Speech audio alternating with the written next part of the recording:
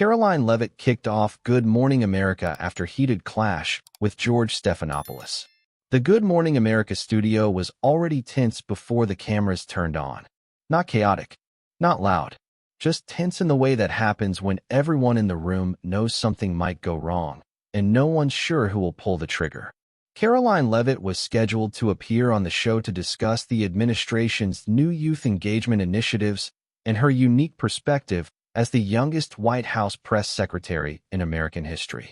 It had been pitched as an inspiring conversation about breaking barriers, representing Generation Z in government, and modernizing political communication for younger audiences. But that was just the version the public saw. Behind the scenes, there were emails, conditions, and warnings. Karoline's communications team had been very specific about keeping the conversation focused on policy achievements and avoiding personal attacks. Good Morning America's producers had agreed, or at least they said they had. But just minutes before they walked onto the set, one of the producers whispered something to George Stephanopoulos about really pressing her on the administration's credibility crisis and not giving her a platform to spread misinformation. And George's entire approach shifted.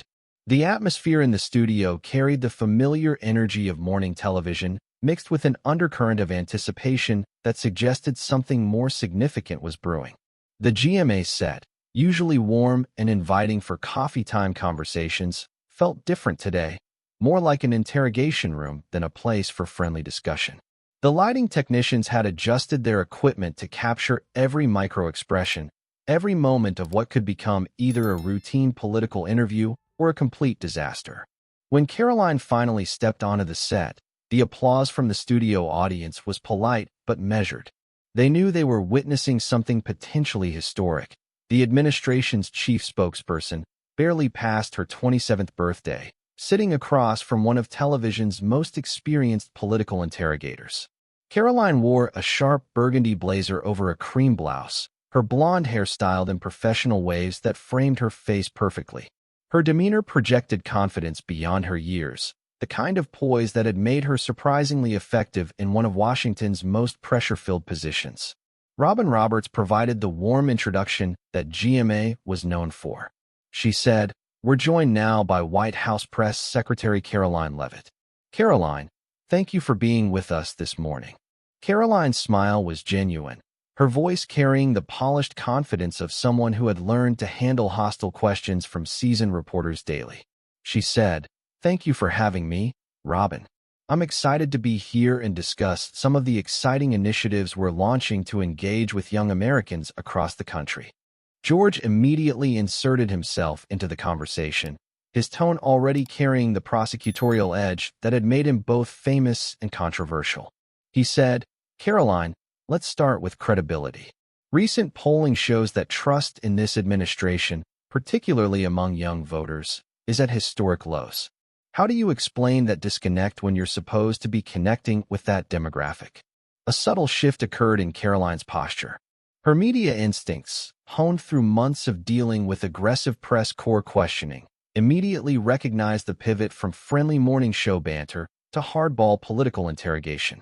She said carefully, "George, I challenge the premise of that question. Our internal data shows strong support for our policies among young Americans who are actually engaged with the issues that matter to them." George pressed forward immediately, his voice taking on the condescending tone that had made him effective as a political operative. He said, "But independent polling consistently shows different numbers. Are you saying that every major polling organization is wrong and only the White House's internal numbers are accurate?" The temperature in the studio began to rise. Robin Roberts looked uncomfortable, recognizing that this wasn't the direction the interview was supposed to take.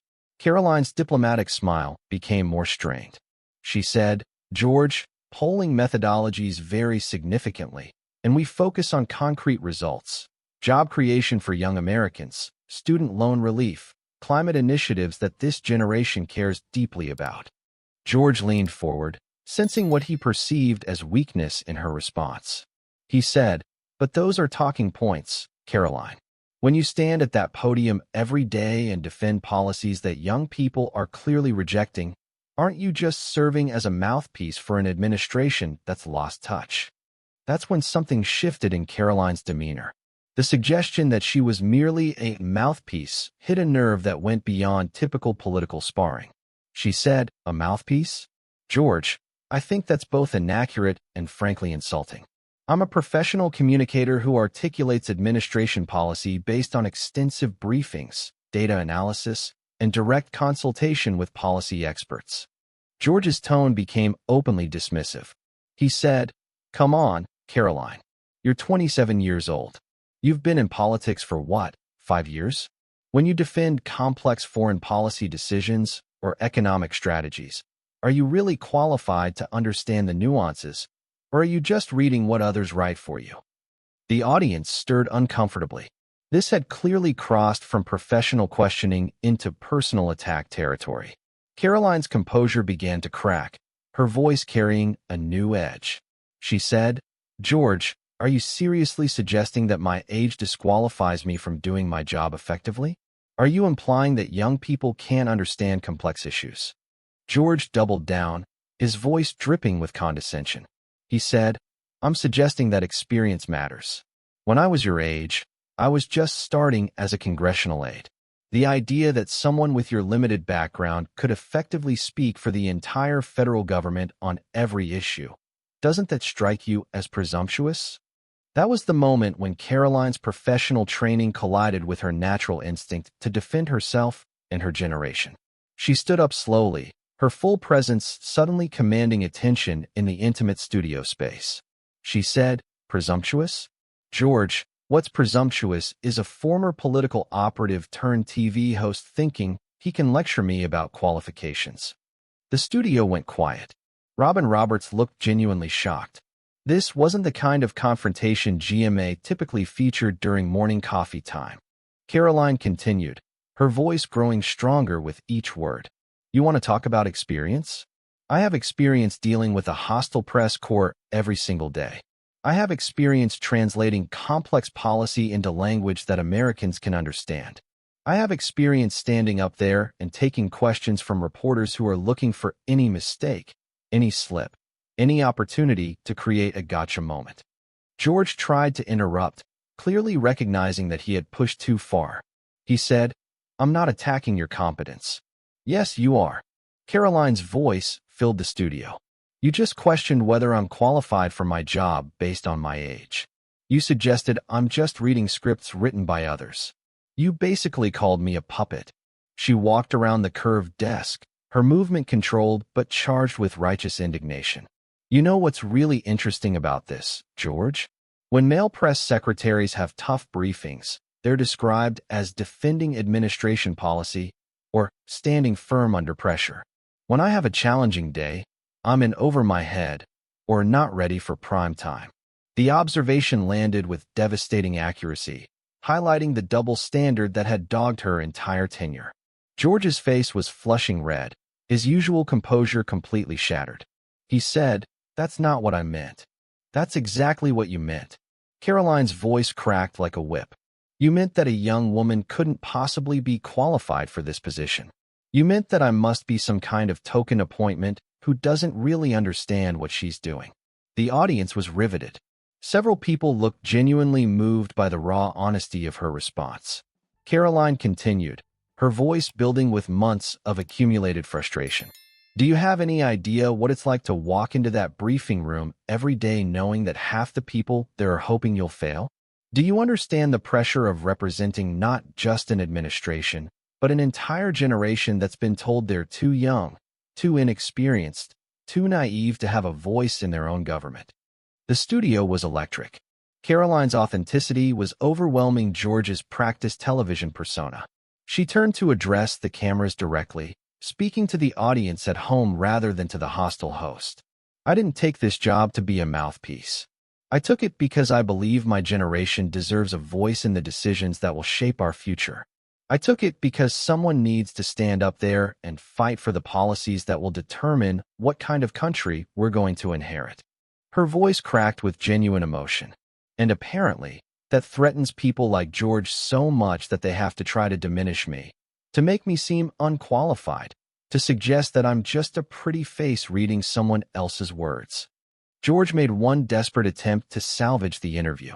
He said, "Karoline, you're being overly defensive." Overly defensive? Karoline spun to face him. "George, you just spent 15 minutes questioning my basic competence based on my age and gender. How exactly should I respond to that?" She grabbed her purse from beside her chair, her movements decisive and final. "You know what? I came here to discuss policies that help young Americans. I came here to talk about student loan relief, climate action, job creation programs. Instead, I got lectured about whether I'm smart enough to do a job I've been doing successfully for months." As she prepared to leave, she delivered what would become her most quoted statement. "This is exactly why young people feel disconnected from politics, George. Because people like you make it clear that our voices don't matter, that our perspectives aren't valued, that we should wait our turn and let the adults talk." The studio was dead silent as she walked toward the exit. "Well, I've got news for you. My generation isn't waiting anymore. We're not going to sit quietly while older politicians make decisions about our climate, our economy, our future. We're going to speak up, stand up, and yes, sometimes we're going to take jobs that people think we're too young for." She stopped at the exit and turned back one final time. "And if that makes you uncomfortable, if that threatens your sense of how things should work, if that challenges your assumptions about who gets to have power in this country, then maybe you should examine why young competence scares you more than old incompetence." Her voice carried across the studio with absolute authority. To every young person watching this, don't let them convince you that you're not ready. Don't let them tell you that you need more experience before your voice matters. Don't let them use your age as a weapon against your competence. She looked directly at George one final time. "And George, the next time you want to question someone's qualifications, maybe make sure your own credentials for doing so are beyond reproach. Because being a former political operative doesn't give you the right to attack young women for having the audacity to succeed." The studio erupted as Karoline walked out with her head high, leaving George sitting alone at the curved desk, visibly shaken and humiliated. Robin Roberts tried to salvage the segment, but the energy was completely off. George attempted to make closing comments, but his usual smooth delivery was nowhere to be found. His hands were shaking, his voice was unsteady, and his credibility was in ruins. Within minutes, the footage was everywhere. Social media exploded with reactions that transcended typical political lines. Hashtag Karoline versus George began trending alongside hashtag ageism is real and hashtag young voices matter. From her car, Karoline posted, "Came on GMA to discuss policy. Got lectured about my age instead. To every young professional who's been told they're not ready, your time is now, not when others decide you've waited long enough." The response was unprecedented. Young politicians from both parties shared their own experiences of being dismissed due to their age. Female professionals across industries related to being questioned about their qualifications in ways their male counterparts never faced. Constitutional scholars noted that the founders were mostly young when they created the nation, with many in their 20s and 30s. But the most powerful responses came from ordinary young Americans who felt that Karoline had given voice to their frustrations about being excluded from conversations about their own futures. George's reputation never fully recovered from the incident.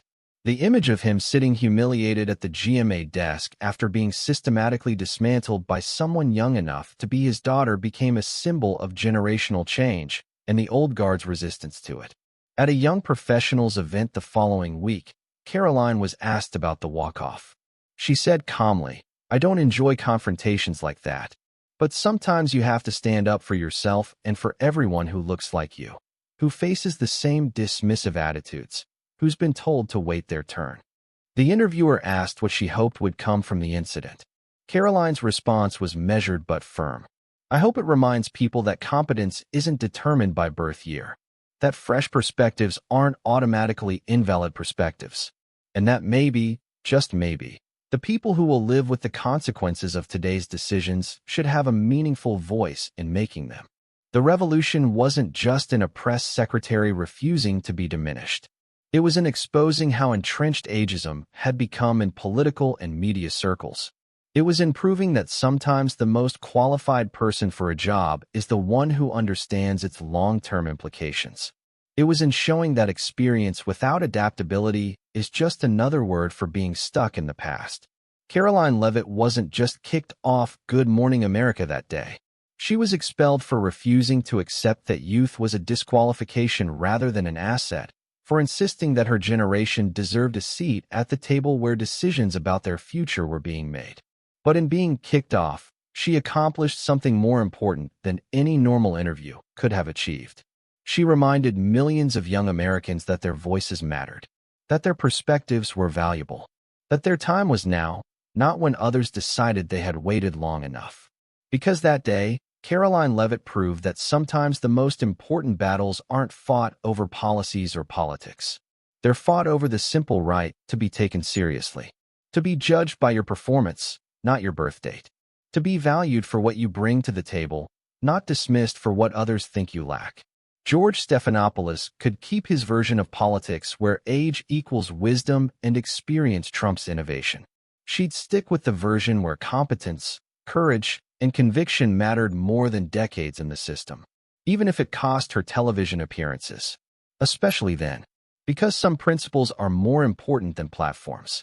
Some fights are more valuable than friendships with the media. And some moments define not just careers, but entire generations. Her walk-off wasn't just about defending herself. It was about defending every young person who'd been told to wait, every professional who'd been dismissed due to demographics, every voice that had been silenced by assumptions about readiness. The old guard could keep their gatekeeping. The future belonged to those brave enough to claim it. Age and all, ready or not.